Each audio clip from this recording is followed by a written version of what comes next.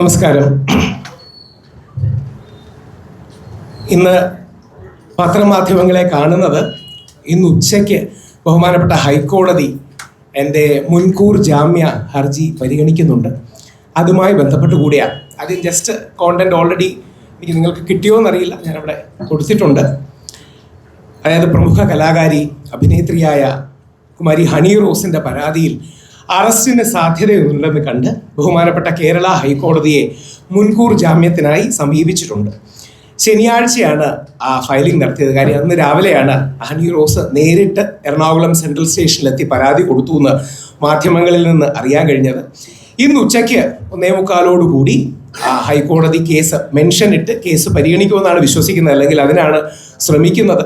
വെള്ളിയാഴ്ച വൈകിട്ടായതുകൊണ്ട് ലിസ്റ്റിൻ്റെ ഭാഗമായിട്ട് വരുമെന്ന കാര്യത്തിൽ ഇപ്പോഴും ക്ലാരിറ്റി ഇല്ല. പക്ഷേ മെൻഷൻ ചെയ്തുകൊണ്ട് പ്രത്യേകിച്ച് അറസ്റ്റിന് സാധ്യതയുണ്ട് എന്ന് മാധ്യമങ്ങൾ കൂടി അറിയാൻ ഉള്ള അവസരത്തിൽ അങ്ങനെ ഉച്ചയ്ക്ക് ശേഷം ഹൈക്കോടതിയിലെ നമ്മുടെ അഡ്വക്കേറ്റ്സ് ശ്രമിക്കുന്നു. പ്രസ് റിലീസിൻ്റെ ഭാഗമായി 2-3 കാര്യങ്ങൾ വളരെ എഴുതി തയ്യാറാക്കി തന്നെ വരുന്നതിൻ്റെ കാര്യം ഏതെങ്കിലും ഒരു വാക്ക് തെറ്റായോ അല്ലെങ്കിൽ ശരിയല്ലാത്ത രീതിയിലോ ദുർവ്യാഖ്യാനം ചെയ്യപ്പെട്ടാൽ അത് പ്രശ്നം ഉണ്ടാകുന്നുള്ളതുകൊണ്ടാണ്. ആദ്യത്തെ കാര്യം, ഇത് പുരുഷന്മാർക്കും കുടുംബങ്ങൾക്കും വേണ്ടിയുള്ള ഒരു നിലപാടും പോരാട്ടവുമാണ്.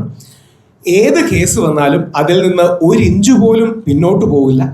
ഇതുവരെ സ്ത്രീജനങ്ങൾ തന്ന വലിയ പിന്തുണയ്ക്ക്, പ്രത്യേകിച്ച് സ്ത്രീ സമൂഹത്തിലെ ഒരു വലിയ വിഭാഗം ഈ വിഷയത്തിൽ ഞാനൊക്കെ എടുത്ത നിലപാടിനോട് ഒപ്പമാണ് നിന്നത്. അത് വലിയൊരു കാര്യമാണ്. പുരുഷന്മാർ പൊതുവെ അങ്ങനെ പറയുന്നതിനപ്പുറം സ്ത്രീകളും കൂടി പറയുന്നത് വലിയ കാര്യമാണ്.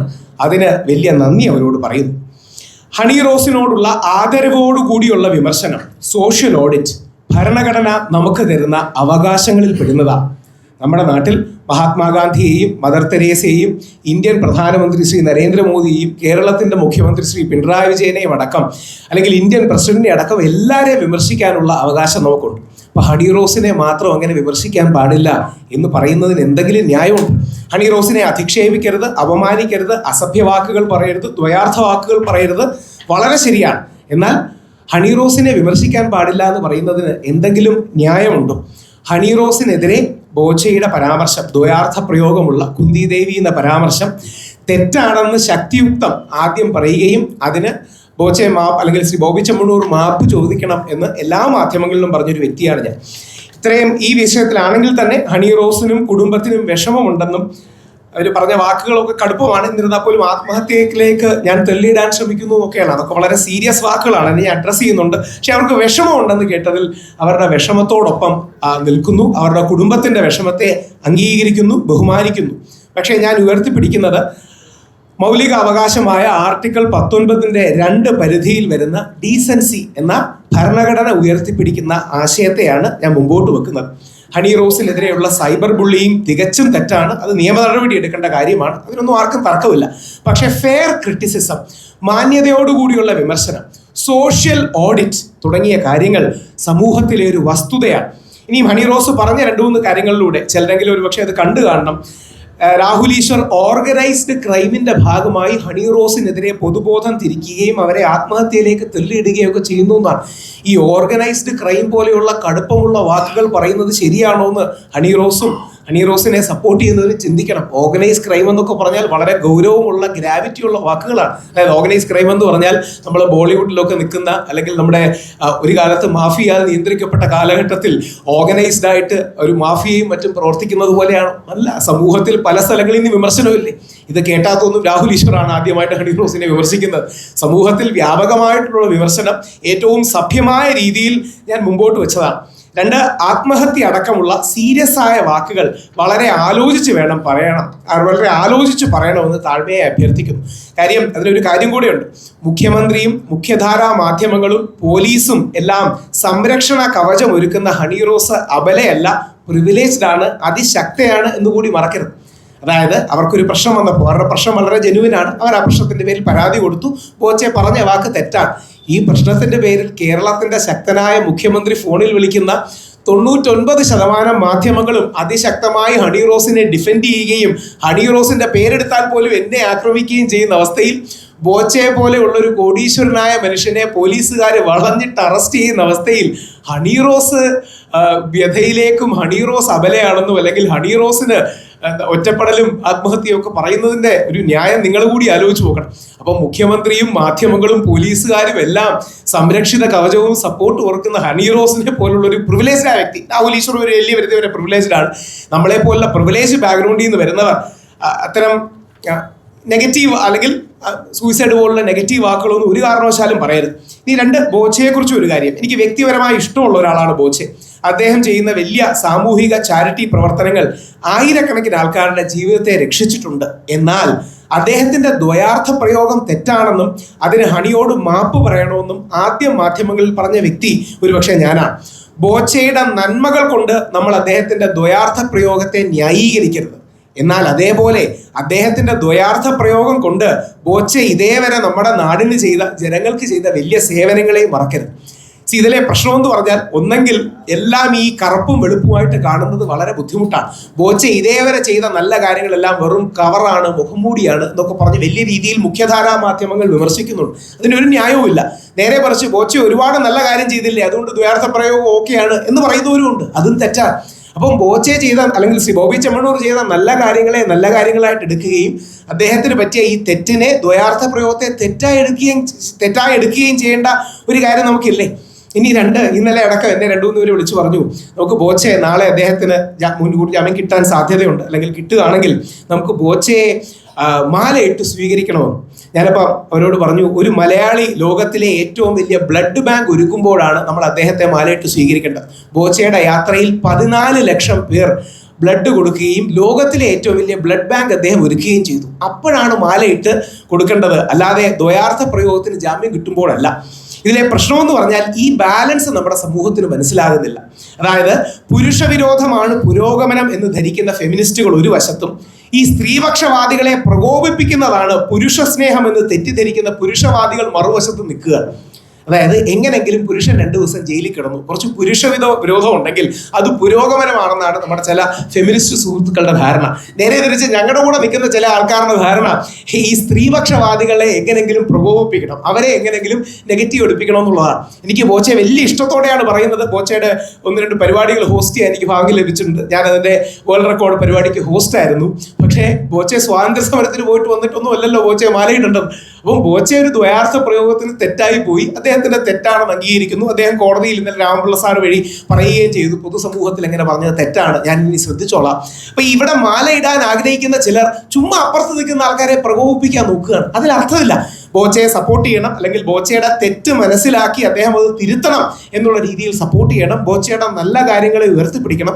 ആയിരക്കണക്കിന് ആൾക്കാരുടെ ജീവിതത്തെ ഗുണപരമായി മാറ്റിയ ഒരാളാണ് ബോച്ചെ, അല്ലെങ്കിൽ ശ്രീ ബോബി ചെമ്മണ്ണൂർ. ഒരുപാട് പേർക്ക് വീട്, ആരോഗ്യം, വിദ്യാഭ്യാസം അടക്കമുള്ള കാര്യങ്ങൾ ചെയ്താണ്. ആ നന്മയൊക്കെ മറന്ന് ഈ ഒരു വാക്കിന്റെ പേരിൽ അദ്ദേഹത്തെ വേട്ടയാടുന്ന രീതി ശരിയല്ല. ഈ സാംസ്കാരിക സംവാദത്തിൽ സ്ത്രീ പുരുഷ ലൈംഗിക വ്യത്യാസങ്ങൾ അടക്കമുള്ള ശാസ്ത്രീയ കാര്യങ്ങളും കൂടെ നമ്മുടെ സമൂഹം ചർച്ച ചെയ്യണം. ചില ആൾക്കാരെങ്കിലും ചോദിക്കുന്നുണ്ട്, പുരുഷന്മാരെങ്ങനെ ശരീരത്തിൽ വസ്ത്രം ചെയ്താൽ തെറ്റാണോ, അല്ലെങ്കിൽ പുരുഷന്മാർ ഇഷ്ടമുള്ള വസ്ത്രം ഇടുന്നില്ലേ? സ്ത്രീ പുരുഷ ശരീരഘടന അടക്കമുള്ള കാര്യങ്ങളൊക്കെ ഒരുപാട് വ്യത്യാസമാണ്. ഇത്തരം കാര്യങ്ങളും കൂടെ നമ്മുടെ സാംസ്കാരിക ചർച്ചകളിൽ വരണം. അവസാനത്തിലേക്ക് പോകുമ്പോൾ ഈ ബാലൻസ്, അല്ലെങ്കിൽ സന്തുലിതമായ മധ്യവർത്തി ഗാന്ധിയൻ നിലപാടുകൾ അത് ഉയർത്തിപ്പിടിക്കാൻ എനിക്ക് യാതൊരു കാരണവശാലും മടിയില്ല. കാരണം അത് ഈ സമൂഹത്തിൻ്റെ സാംസ്കാരിക ആരോഗ്യം, കൾച്ചറൽ ഹെൽത്തിന് ആവശ്യമാണ്. എൻ്റെ കയ്യിൽ ഗാന്ധിജിയെ പച്ചകുത്തി ഇരിക്കുന്ന ഒരു വ്യക്തിയാണ് ഞാൻ. അതേപോലെ എൻ്റെ മനസ്സിലും ഗാന്ധിജിയെ പച്ചകുത്തിയ ഒരു വ്യക്തിയാണ് ഞാൻ. ഈ സംസ്കാരത്തിന് വേണ്ടി, അല്ലെങ്കിൽ ഈ ബാലൻസിന് വേണ്ടി എടുക്കുന്ന നിലപാടുകളുടെ പേരിൽ ജയിലിൽ കിടക്കാനും എനിക്ക് മടിയില്ല. അത് തിരുവനന്തപുരം പ്രസ് ക്ലബ്ബിൽ എന്ന് പറയുന്നതിന് എനിക്കൊരു സന്തോഷം. 2018 ഇവിടെ ഇറങ്ങുമ്പോഴാണ് പോലീസ് ആദ്യമായിട്ട് എന്നെ അറസ്റ്റ് ചെയ്തുകൊണ്ട് പോകുന്നത്. ശബരിമല പ്രക്ഷോഭത്തിന്റെ കാലത്ത് 5 തവണ അറസ്റ്റ് ചെയ്യുകയും ചെയ്തു. അങ്ങനെ ഞാൻ ശരിയെന്നും സത്യമെന്നും വിശ്വസിക്കുന്ന കാര്യങ്ങളുടെ പേരിൽ ജയിലിൽ പോകാൻ എനിക്ക് യാതൊരു മടിയില്ല. അതുകൊണ്ട് അത്തരം ഈ കേസെന്നൊക്കെ പറഞ്ഞ് ചില ആൾക്കാർ ഭയപ്പെടുത്താൻ ശ്രമിക്കുന്നുണ്ടെങ്കിൽ അത് യാതൊരു അർത്ഥവുമില്ല. മുമ്പ് എടുത്ത നിലപാടുകൾ വിജയിച്ച ചരിത്രവുമാണുള്ളത്. അതായത് ഇന്ത്യയിലെ എല്ലാ ആൾക്കാരും എതിര് നിന്നിട്ടും, ഈ നാട്ടിലെ ഭരണകൂടവും ഭരണ സംവിധാനവും എതിര് നിന്നിട്ടും, ഇപ്പോഴിരിക്കുന്ന മുഖ്യമന്ത്രി തന്നെ അപ്പുറത്ത് എതിര് നിന്നിട്ടും, 10,000 പോലീസുകാർ അപ്പുറത്ത് നിന്നിട്ടും, വിശ്വാസത്തിന്റെ പാതയിലും സംസ്കാരത്തിന്റെ പാതയിലും ഞങ്ങൾക്ക് പോരാടി വിജയിക്കാൻ കഴിഞ്ഞത് പറയുന്ന സത്യമായതുകൊണ്ടാണ്. ഈ ഹണി റോസ് വിഷയത്തിൽ തന്നെ നോക്കിയാൽ മതി. 99% ആൾക്കാരും പറയാൻ ആഗ്രഹിക്കുന്ന, എല്ലാവർക്കും സത്യമാണെന്നറിയാവുന്ന കാര്യങ്ങൾ ഞാൻ പറയുന്നു എന്നേ ഉള്ളൂ. നമ്മൾ ഈ ചാനൽ ചർച്ചകളിലെ നമ്മുടെ മുഖ്യധാരാ മാധ്യമങ്ങളോട് പറയാറുണ്ട്, നിങ്ങൾ കണ്ണടച്ചാൽ നിങ്ങൾക്ക് ഇരുട്ടാവും, ബാക്കിയുള്ളവർക്ക് ഇരുട്ടാവില്ല. അതുകൊണ്ട് ആ സത്യം സഭ്യമായ രീതിയിൽ തുറന്നു പറയുന്ന ഒരു വ്യക്തിയാണ് ഞാൻ. മുഖ്യമന്ത്രിയോടും കൂടെ ഒരു വാക്ക്. മുഖ്യമന്ത്രി സഖാവ് ശ്രീ പിണറായി വിജയന്റെ ഇന്നലത്തെ പ്രസ്താവന കണ്ടു. ഈ പശ്ചാത്തലത്തിലായിരിക്കും അദ്ദേഹം ഒരു നിലപാട് മുമ്പോട്ട് വെച്ചിട്ടുണ്ട്. സ്ത്രീകളുടെ അഭിമാനത്തെ ചോദ്യം ചെയ്താൽ കർശന നടപടി. മുഖ്യമന്ത്രിയുടെ ഇന്നലത്തെ സ്റ്റേറ്റ്മെന്റാണ്. അദ്ദേഹം എൻ്റെയും കൂടെ മുഖ്യമന്ത്രിയാണ്, നമ്മുടെയും കൂടെ മുഖ്യമന്ത്രിയാണ്. അതുകൊണ്ട് എനിക്ക് അദ്ദേഹത്തോട് ആദരവോട് ചോദിക്കാനുള്ളത്, അപ്പൊ ഈ പുരുഷന്മാരുടെ ആത്മാഭിമാനത്തെ ചോദ്യം ചെയ്താൽ, സ്ത്രീയുടെ അഭിമാനത്തെ ചോദ്യം ചെയ്താൽ കർശന നടപടി എന്ന് മുഖ്യമന്ത്രി പറയുകയുണ്ടായി. സ്ത്രീയെ നോക്കുകൊണ്ടോ വാക്കുകൊണ്ടോ അങ്ങനെ പ്രശ്നമുണ്ടാക്കിയാൽ അവർക്കെതിരെ കർശന നടപടി എന്ന് മുഖ്യമന്ത്രി ഇന്നലെ അദ്ദേഹത്തിന്റെ പാർട്ടി സമ്മേളനത്തിൽ പറയുകയുണ്ടായി. അപ്പോൾ ഈ പുരുഷന്മാരുടെ ആത്മാഭിമാനത്തെയും പുരുഷന്മാരുടെ അന്തസ്സിനെയും ചോദ്യം ചെയ്താലോ? ഈ കഴിഞ്ഞ ഡിസംബർ 12, 2024 കേരള ഹൈക്കോടതി സ്ത്രീകൾക്ക് മാത്രമല്ല പുരുഷന്മാർക്കും അഭിമാനവും അന്തസ്സും ഉണ്ട് എന്നൊരു വിധിന്യായത്തിന്റെ ഭാഗമായി പ്രഖ്യാപിക്കുകയും ചെയ്തു. ഈ പശ്ചാത്തലം പറയുന്നത് പുരുഷന്മാർക്കെതിരെ വ്യാപകമായി അർത്ഥസത്യവും വ്യാജ പരാതികളുടെയും പശ്ചാത്തലത്തിലാണ്. ഉദാഹരണം, എനിക്കെതിരെ ഇന്നലെ വന്ന പരാതി, അവരെ അപായപ്പെടുത്താൻ ശ്രമിക്കുന്നു, അവരെ ആത്മഹത്യയിലേക്ക് തള്ളിവിടുന്നു, അവർക്കെതിരെ ഓർഗനൈസ്ഡ് ക്രൈം നടത്തും. എനിക്ക് തോന്നുന്നില്ല ആരോ എഴുതി കൊടുക്കുന്നതാണ്. നമ്മൾ ഈ ഞാൻ വക്കീൽ കൂടി ആയതുകൊണ്ട് വക്കീൽ ഭാഷ നമുക്ക് വായിച്ചാൽ മനസ്സിലാവും. വക്കീൽ ഭാഷയിൽ ആരോ എഴുതി കൊടുക്കുകയാണ്. അതായത് കേസിനൊന്ന് ഗ്രാവിറ്റി കൂട്ടണം. ബോബി ചെമ്മണ്ണൂറിനെതിരെ ഈ വാക്ക് പറഞ്ഞതിനാണ് കേസെന്ന് എല്ലാവർക്കും അറിയാം. ഇന്നടക്കം പോലീസ് വീണ്ടും പറയുകയാണ് അനാവശ്യമായി ശരീരത്തിൽ സ്പർശിച്ചു. അപ്പം കേസിന്റെ ഗൗരവം കൂടിയല്ലോ. അതായത് 10 ക്യാമറകൾ മുമ്പിലുണ്ട്, 100-150 ആൾക്കാർ ഫ്രണ്ടിലുണ്ട്. അവിടെ വെച്ച് ആ പെൺകുട്ടിയെ കറക്കി. ആ പെൺകുട്ടിക്ക് ഇഷ്ടമല്ലെങ്കിൽ തെറ്റാണ്, പക്ഷേ ഗ്രാവിറ്റി കൂട്ടാൻ വേണ്ടി ഇങ്ങനെ കുറച്ച് എലിമെന്റും കൂടെ കൊണ്ടുവരും. ശ്രീ സുരേഷ് ഗോപി, ശിവല എന്ന മാധ്യമപ്രവർത്തക, അവർക്ക് ഇഷ്ടമല്ലെങ്കിൽ അവരുടെ തോളിൽ കൈവച്ചത് 100% തെറ്റാണ്. അതിന് പരസ്യമായിട്ട് ശ്രീ സുരേഷ് ഗോപി മാപ്പ് പറയുകയും ചെയ്യും. പക്ഷേ അത് സെക്ഷൽ അസോൾട്ട് ആണെന്ന് പറയുന്നതിന്റെ താല്പര്യം എന്താ? കേസിന് കുറച്ച് ഗ്രാവിറ്റി കൂടും, കേസിന് കുറച്ച് പവർ കൂടും എന്ന് ഉദ്ദേശിച്ച. അപ്പോൾ ഈ ആണുങ്ങൾക്കും ആ രീതിയിൽ വ്യാജ പരാതികളോ അർത്ഥസത്യ പരാതികളോ വന്നാൽ ഞങ്ങളുടെ ആത്മാഭിമാനവും അന്തസ്സും കൂടെ പ്രധാനമല്ലേ? ഒരു പശ്ചാത്തലം കൂടെ പറഞ്ഞ് അവസാനിപ്പിക്കാം. അത് ഏത് പശ്ചാത്തലത്തിലാണെന്ന് പറഞ്ഞാൽ, നിവിൻ പോളിക്കെതിരെ ഒരു വ്യാജ പരാതി വന്നത് എല്ലാവരും കണ്ടുക. നിവിൻ പോളിയുടെ ഉദാഹരണം എടുക്കുന്നത്, പോലീസ് അത് അന്വേഷിച്ച് വ്യാജ പരാതിയാണെന്ന് കോടതിയിൽ, മജിസ്ട്രേറ്റ് കോടതിയിൽ റിപ്പോർട്ട് സമർപ്പിച്ചത് നിങ്ങൾ എല്ലാം ഒരുപക്ഷെ കണ്ടു കാണും. അതായത് നിവിൻ പോളി കൊച്ചിയിൽ നിൽക്കുന്ന സമയത്ത് ദുബായിൽ വെച്ച് നിവിൻ പോളി 2 ദിവസം ഇവരെ റേപ്പ് ചെയ്തു എന്ന് പറഞ്ഞാണ് ഒരു സ്ത്രീ കേസ് കൊടുത്തത്. ഞാനടക്കം മുഖ്യധാരാ ചാനലുകളിൽ ഡിബേറ്റിന്റെ ഭാഗമായിട്ട് മുഖം മറച്ചു വന്നെന്ന് ആ സ്ത്രീ പറയുകയാണ്, നിവിൻ പോളി ഇവരെ റേപ്പ് ചെയ്തു. നിങ്ങൾ എല്ലാം കേട്ട് കാണും. നിവിൻ പോളിയുടെ ഭാഗ്യത്തിന് കൊച്ചിയിലായിരുന്നു, അതിന് തെളിവുണ്ട്, അതിന് ഫ്ലൈറ്റ് ടിക്കറ്റ് ഉണ്ട്, അതിന് അദ്ദേഹത്തിന്റെ പാസ്പോർട്ടിൽ അദ്ദേഹത്തിന്റെ ഡേറ്റും മറ്റുമുണ്ട്. ഇത് പറഞ്ഞപ്പോൾ ആ പെൺകുട്ടി പറഞ്ഞെന്താ അറിയാമോ? ഞാൻ ഉറക്കപ്പിച്ചിൽ ഡേറ്റ് മാറ്റി പറഞ്ഞാണ്. എല്ലാവരും നിങ്ങൾ കേട്ട് കാണും, ഉറക്കപ്പിച്ചിൽ എൻ്റെ ഡേറ്റ് മാറിപ്പോയി എന്നാണ് പറഞ്ഞത്. അപ്പൊ നിവിൻ പോളിക്ക് എതിരെ വ്യാജ പരാതിയാണെന്ന് പോലീസ് തെളിയിച്ചല്ലോ. ആ വ്യക്തിക്കെതിരെ കേസ് എടുത്തോ? ആ വ്യക്തിക്കെതിരെ ഏതെങ്കിലും രീതിയിലുള്ള ആക്ഷൻ എടുത്തോ? അതെന്താ എടുക്കാത്തെ? നിവിൻ പോളി എന്ന് പറയുന്ന താരം, അദ്ദേഹം പരാതി കൊടുക്കുകയും ചെയ്തല്ലോ. നിവിൻ പോളി എന്ന് പറയുന്ന താരം അദ്ദേഹത്തിനെതിരെ വ്യാജ പരാതി നൽകിയെന്ന് പോലീസ് കണ്ടുപിടിച്ച് തെളിയിച്ച് മജിസ്ട്രേറ്റ് കോടതിയിൽ കൊടുത്ത റിപ്പോർട്ടിന്റെ ഭാഗമായി നിവിൻ പോളിക്കെതിരെ വ്യാജ പരാതിയാണെന്ന് പോലീസ് തെളിയിച്ചു. ഇനി വേറെ ആരും തെളിയിക്കണ്ടല്ലോ, പോലീസ് ഓൾറെഡി കോടതി തെളിയിച്ചു. ആ പെൺകുട്ടിക്കെതിരെ എന്താ കേസ് എടുക്കാത്തത്? ആ പെൺകുട്ടിക്കെതിരെ വ്യാജ പരാതി നൽകിയതിന് എന്താ കേസ് എടുക്കാത്തത്? കുറച്ചുകൂടെ എല്ലാവരും ഓർക്കുന്ന ഉദാഹരണം പറയാം. ശ്രീമതി സരിത മുഖ്യമന്ത്രി ഉമ്മൻചാണ്ടിക്കെതിരെ വ്യാജ പരാതി കൊടുത്തതാണെന്ന് ഇന്ന് എല്ലാവർക്കും വ്യക്തമാണ്. കാര്യം കോടതി വിധിന്യായം അടക്കം വന്നു. ഉമ്മൻചാണ്ടി സാറിനെ 2-3 വർഷം നിരന്തരമായി വേട്ടയാടി. വ്യാജ പരാതിയാണെന്ന് തെളിഞ്ഞല്ലോ. സരിതയ്ക്കെതിരെ എന്താ കേസെടുക്കാത്തത്? വ്യാജ പരാതിയാണ്, ലീഗൽ റീകോഴ്സ് അല്ലെങ്കിൽ നമ്മുടെ നിയമ സംവിധാനത്തിന്റെ ദുരുപയോഗമാണ് എന്നെല്ലാം തെളിഞ്ഞു കഴിഞ്ഞു. ഇനി സംശയമില്ല, കോടതി പറയുകയും ചെയ്തു. അപ്പം വ്യാജ പരാതി പറഞ്ഞ സരിതയ്ക്കെതിരെ എന്താ കേസെടുക്കാത്തത്? അപ്പോൾ ഈ നാട്ടിൻ്റെ ഏറ്റവും ജനകീയനായ ആയിരുന്ന ശ്രീ ഉമ്മൻചാണ്ടി സാറിനും ഈ നാട്ടിലെ ഏറ്റവും പ്രധാനപ്പെട്ട യുവനിര താരങ്ങളിൽ ഒന്നായ നിവിൻ പോളിക്കും അങ്ങനെ നീതി കൊടുക്കാൻ കഴിഞ്ഞില്ലെങ്കിൽ നമ്മളെ പോലുള്ള സാധാരണക്കാർക്ക് എവിടെ നീതി കിട്ടുമെന്നാണ് നമ്മൾ കരുതുന്നത്? മുഖ്യമന്ത്രിയായ ഉമ്മൻചാണ്ടിക്കെതിരെ വ്യാജ പരാതി കൊടുത്ത വ്യക്തിക്കെതിരെ കേസെടുക്കാതെ, അല്ലെങ്കിൽ നിവിൻ പോളിക്കെതിരെ വ്യാജ പരാതി കൊടുത്ത വ്യക്തിക്കെതിരെ ആക്ഷൻ എടുക്കാതെ ഈ നാട്ടിലെ പുരുഷന്മാർക്ക് എന്ത് തരം നീതി ഉണ്ടെന്നാണ് നമ്മൾ കരുതുന്നത്? ഞാൻ പറഞ്ഞ് അവസാനിപ്പിക്കാൻ നിങ്ങളോടും കൂടി പറയുകയാണ്, ഇത് ഇവിടെ ഇരിക്കുന്ന ഓരോ പുരുഷനും അറിയണം. നാളെ നമുക്കെതിരെയും ഇതേപോലെ വ്യാജ പരാതി വന്നാൽ നമ്മുടെ കരിയർ, നമ്മുടെ ജോലി, നമ്മുടെ ശമ്പളം, നമ്മുടെ കുടുംബം, ഈ സാധനങ്ങൾ നമ്മുടെ കയ്യിൽ നിന്ന് വിട്ടുപോകും. ഇത് അങ്ങനെ സംഭവിച്ചിട്ടുള്ള ഒരുപാട് പേരുണ്ട്. ഞാൻ ഇവിടെ നിന്ന് പേര് പറയണത് ശരിയാണോ എന്നറിയില്ല, എന്നാലും ഒരു പേര് നിങ്ങൾ അറിഞ്ഞിരിക്കണം. പ്രത്യേകിച്ച് 2-3 ജീവിതത്തിലെ ഉദാഹരണങ്ങളുണ്ട്. ഒന്ന്, ഇപ്പോൾ എൻ്റെ കൂടെ വന്നിരിക്കുന്ന എൻ്റെ സുഹൃത്ത്, അദ്ദേഹത്തിന് ഇതേപോലെ ജീവിതത്തിൽ അദ്ദേഹത്തിനെ വിവാഹ വാഗ്ദാനം നൽകി പീഡിപ്പിച്ചു എന്ന് പറഞ്ഞ് അദ്ദേഹത്തിൻ്റെ കൂടെ ഉണ്ടായിരുന്ന ഗേൾഫ്രണ്ട് അദ്ദേഹത്തിനെതിരെ വ്യാജ പരാതി കൊടുക്കുകയും അദ്ദേഹം അവസാനം കോടതി കുറ്റവിമുക്തനൊക്കെ, അല്ലെങ്കിൽ കോടതി അദ്ദേഹത്തിനെ അക്യൂസ്ഡ് അല്ലാതാക്കി ബെയിലൊക്കെ കൊടുത്തു. പക്ഷേ ഇന്നും പുള്ളിക്ക് ജോലിയും മറ്റും കിട്ടാൻ ബുദ്ധിമുട്ടാണ്. ഒരുപക്ഷെ ആ വ്യക്തിയെ നിങ്ങൾക്കറിയില്ല, നിങ്ങൾക്കറിയുന്ന ഒരു വ്യക്തി അല്ലെങ്കിൽ അറിയേണ്ട ഒരു വ്യക്തിയെ, പ്രത്യേകിച്ച് യങ്സ്റ്റേഴ്സും കൂടെ. ഗൗരിദാസൻ നായർ സാർ എന്നായിരുന്നു പേര്. ദി ഹിന്ദുവിന്റെ ഏറ്റവും പ്രഗത്ഭനായ എഡിറ്റർ ഗൗരിദാസൻ സാർ വന്നാൽ താഴെ വന്നാൽ നമ്മൾ മേളിൽ എണീച്ച് നിൽക്കുകയാണ്. നന്നായി ഇംഗ്ലീഷ് പറയുന്ന, നന്നായി മലയാളം പറയുന്ന, ചാനൽ ചർച്ചകളിലൊക്കെ നിറഞ്ഞിരുന്നൊരു വ്യക്തി.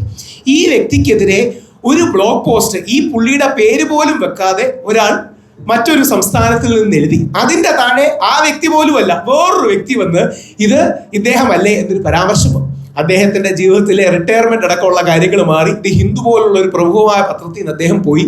അദ്ദേഹത്തിനെതിരെ എന്നിട്ട് ഒരു പബ്ലിക് പരിപാടിക്ക് ഗസ്റ്റായി വിളിച്ചപ്പോൾ ഇവിടെ പ്രതിഷേധം ഉണ്ടായി. പുള്ളി കുറ്റക്കാരനാണോ തെറ്റുകാരനാണോ ഒന്നുമില്ല, പുള്ളിക്കെതിരെ അലിഗേഷൻസോ ഒന്നുമില്ല. പുള്ളിക്കെതിരെ പറയുന്നത് പോലും എന്താണെന്നറിയാമോ? അൺടുവേർഡ് സെക്ഷുവൽ അഡ്വാൻസ് നടത്തി എന്നാണ്. എന്താ പോലും അതറിയില്ല, എന്താണ് വ്യക്തമായ കാര്യം എന്നറിയില്ല. അൺടുവേർഡ് സെക്ഷൽ അഡ്വാൻസ്. ഒരു വ്യക്തിയുടെ ജീവിതവും ജന്മവും കരിയറാണ് ഭൂതം. എൻ്റെ ഒരു കാര്യം കൂടെ പറഞ്ഞു, എന്തുകൊണ്ടാണ് മാധ്യമങ്ങളോട് പറയുന്നതെന്ന് കൂടെ പറയാം. എനിക്കെതിരെ ശബരിമല പ്രക്ഷോഭ കാലത്ത് ഇതേപോലൊരു വ്യാജ പരാതി വന്നിരുന്നു. അതായത് ശബരിമല പ്രക്ഷോഭം കത്തി നിൽക്കുന്ന കാലത്ത് ഫേസ്ബുക്കിൽ പേരില്ലാതെ ഒരു പെൺകുട്ടി എഴുതി. ആ കുട്ടിയുടെ സുഹൃത്തിനോട് വേറൊരു പെൺകുട്ടി പറഞ്ഞു, രാഹുൽ ഈശ്വർ എന്ന് പറയുന്ന വ്യക്തി അശ്ലീല ചിത്രങ്ങൾ കാണാൻ എന്നെ നിർബന്ധിച്ചു. അത് കേൾക്കുമ്പം LLB പഠിച്ചവർക്കറിയാം അതൊരു സെക്ഷനാണ്, അതുകൊണ്ടാണ് അങ്ങനെ പറയുന്നത്. അതായത് പ്രത്യേകിച്ച് തെളിയിക്കേണ്ട, അതായത് വാച്ചിങ് മറ്റേ ഇമ്മോറൽ അല്ലെങ്കിൽ അൺഎത്തിക്കൽ പിക്ചേഴ്സ് എന്നുള്ള ഒരു സെക്ഷനുണ്ട്. ഈ സെക്ഷനെ ഇൻവോക്ക് ചെയ്യാനും അട്രാക്ട് ചെയ്യാനുമാണെന്ന് പറയുന്നത്. അങ്ങനെ പറഞ്ഞു. അതായത് എൻ്റെ വീട്ടിലൊക്കെ ചില മാധ്യമങ്ങളിൽ വന്നിട്ടുണ്ടായിരിക്കും, അതായത് എൻ്റെ വീട്ടിൽ വന്ന് ഞാൻ ആ കുട്ടിയെ കാണാൻ പ്രേരിപ്പിച്ചു എന്നാണ്. ഞങ്ങളുടെയൊക്കെ വീട്ടിൽ 8-10 പേര് എപ്പോഴും ഉണ്ട്. ഇനി അത് എത്ര വർഷം മുമ്പാണ് നടന്നത്? 18 വർഷം മുമ്പാണ് നടന്നത്. 2018 ആ കുട്ടി ആരോപണം ഉന്നയിച്ചത് 18 വർഷം മുമ്പ്, അല്ലെങ്കിൽ അതായത് ഓൾമോസ്റ്റ് കഴിഞ്ഞ നൂറ്റാണ്ടിൽ ഈ വ്യക്തി എന്നെ അങ്ങനെ കാണാൻ നിർബന്ധിച്ചു. പക്ഷേ എനിക്ക് അന്ന് ഏറ്റവും വലിയ സപ്പോർട്ടായി നിന്നത് എൻ്റെ മുത്തശ്ശിയും എൻ്റെ അമ്മയും എൻ്റെ ഭാര്യയുമാണ്. 84 വയസ്സുള്ള മുത്തശ്ശി ശബരിമല പ്രക്ഷോഭത്തിന് ആദ്യം അവരെ അറസ്റ്റ് ചെയ്തതിന് ശേഷം വീട്ടിൽ വന്നിട്ട് 2 ദിവസത്തിനുള്ളിൽ എറണാകുളത്ത് ട്രാവൽ ചെയ്ത് വന്ന് പത്രസമ്മേളനം വിളിച്ച് പറഞ്ഞു, അങ്ങനെയല്ല, ഞങ്ങളുടെ വീട്ടിലൊക്കെ 8-10 പേര് എപ്പോഴും കാണും. കാര്യം ഇത്രയധികം വലിയ വീടാണ്, ഒരുപാട് ആൾക്കാർ വരും. ഇത് പറയുന്നത് പച്ചക്കള്ളമാണ്. എനിക്കന്ന് സന്തോഷമുള്ളത്, അന്ന് മാധ്യമപ്രവർത്തകരിൽ വലിയൊരു വിഭാഗം, പ്രത്യേകിച്ച് നികേഷ് കുമാർ സാറിനെ പോലുള്ളവർ അതിശക്തമായി പുള്ളി എന്നോട് പറഞ്ഞു, രാഹുലിൻ്റെ നിലപാടെല്ലാം തെറ്റാണ്, ഈ യുവതികൾക്കെതിരെയുള്ള നിലപാടൊക്കെ തെറ്റാണ്. പക്ഷേ ഇങ്ങനെയല്ല, നമ്മൾ ഈ കരിവാരി തേച്ചു കൊണ്ടല്ല ഒരു വ്യക്തിയെ അധിക്ഷേപിക്കേണ്ടത്, അദ്ദേഹത്തിൻ്റെ നിലപാടിനെ നേരിടേണ്ടത്. അതുകൊണ്ട് മാധ്യമ സുഹൃത്തുക്കളോടുള്ള അഭ്യർത്ഥന, സെൻസേഷണൽ ന്യൂസ് കിട്ടുമ്പോൾ മറുഭാഗത്തെ പുരുഷൻ ഒരു മനുഷ്യനാണ് എന്നുകൂടി ഓർക്കണം. മറുഭാഗത്ത് നിൽക്കുന്ന പുരുഷൻ ഒരു മനുഷ്യനാണ് എന്ന് കൂടി ഓർക്കണം. എല്ലാവർക്കും ഒരുപാട് കാശ് കൊടുത്ത് എപ്പോഴും ഡിഫെൻഡ് ചെയ്യാൻ പറ്റിക്കൊള്ളണമെന്നില്ല. ശ്രീ സിദ്ദിഖ് ആകട്ടെ, ശ്രീ വിജയബാബു ആകട്ടെ, ശ്രീ ഒമർ ലുലു ആകട്ടെ, എൽദോസ് കുന്നപ്പള്ളി ആകട്ടെ, ഒരുപാട് പേർക്ക് അങ്ങനെ പോരാടാൻ അവർക്കൊക്കെ കുറച്ച് ആവതും മറ്റും ഉള്ളതാണ്. അപ്പോൾ മാധ്യമങ്ങളുടെ വേട്ടയാടലിലും സമ്മർദ്ദത്തിലും കോടതി അല്ലെങ്കിൽ നമ്മുടെ പൊതുസമൂഹവും മറ്റും ഇവരെ കുറ്റക്കാരായി ബ്രാൻഡ് ചെയ്യുകയാണെങ്കിൽ ഇവരുടെ ജീവിതവും ജോലിയും കുടുംബവും സാലറിയും സമ്പത്തും എല്ലാം ബാധിക്കപ്പെടും. ഞാൻ അവസാനിപ്പിക്കുമ്പോൾ ഈ പൊതുബോധം പോലെ തന്നെ മാധ്യമബോധം എന്നൊരു കാര്യമുണ്ട്. ഈ മാധ്യമബോധം പലപ്പോഴും അമിതമായി ഫെമിനിസത്തിനും ഈ പൊതുബോധം കുടുംബ സംവിധാനത്തിനും അനുകൂലമാണ്. നമ്മുടെ സ്ത്രീജനങ്ങൾ പിന്തുണയ്ക്കാതെ ഞങ്ങൾ പുരുഷന്മാർക്ക് ഈ രീതിയിലുള്ള ഒരു തീവ്ര ഫെമിനിസ്റ്റ്, നല്ല ഫെമിനിസ്റ്റും അല്ല, തീവ്ര ഫെമിനിസ്റ്റ് അനീതികൾ മറികടക്കാനാവില്ല. സ്ത്രീകളെ മറയാക്കി സ്ത്രീകൾക്ക് വേണ്ടിയുള്ളത് എന്ന മുഖംമൂടി ധരിച്ചാണ് പലപ്പോഴും ഈ തീവ്ര ഫെമിനിസ്റ്റുകൾ പുരുഷവിരോധവും കുടുംബവിരോധവും മുമ്പോട്ട് വെക്കുന്നത്. നമ്മുടെ കുടുംബങ്ങൾക്ക് വേണ്ടി, വരും തലമുറകൾക്ക് വേണ്ടി സ്ത്രീകൾ പുരുഷന്മാരെ ഈ വിഷയത്തിൽ പിന്തുണയ്ക്കണമെന്ന് അഭ്യർത്ഥിക്കുന്നു. കാരണം നമ്മൾ തോറ്റുപോയാൽ ഈ സമൂഹവും സംസ്കാരവും നിലനിൽക്കില്ല. കുടുംബവും പുരുഷന്മാരും സഭ്യതയും സംസ്കാരവും ഈ സമൂഹവും നിലനിൽക്കാൻ ഈ എക്സ്ട്രീം ലിബറലിസം അല്ലെങ്കിൽ എക്സ്ട്രീം ഫെമിനിസം, യഥാർത്ഥത്തിൽ ഫൈറ്റ് ഈ തീവ്ര ഫെമിനിസത്തിനെതിരെയാണ്. ആ തീവ്ര ഫെമിനിസം നമ്മുടെ സമൂഹത്തെ നശിപ്പിക്കുകയുള്ളൂ. അതിനെ പ്രതിരോധിക്കേണ്ടത് ഓരോ പുരുഷൻ്റെയും ഓരോ സ്ത്രീയുടെയും ഓരോ കുടുംബത്തിൻ്റെയും കടമയാണ് എന്ന് മാത്രം പറഞ്ഞുകൊണ്ട് ഞാൻ നിർത്തും. തെറ്റായ വാക്കുകളൊന്നും വന്നില്ല എന്ന് വിശ്വസിക്കുന്നു.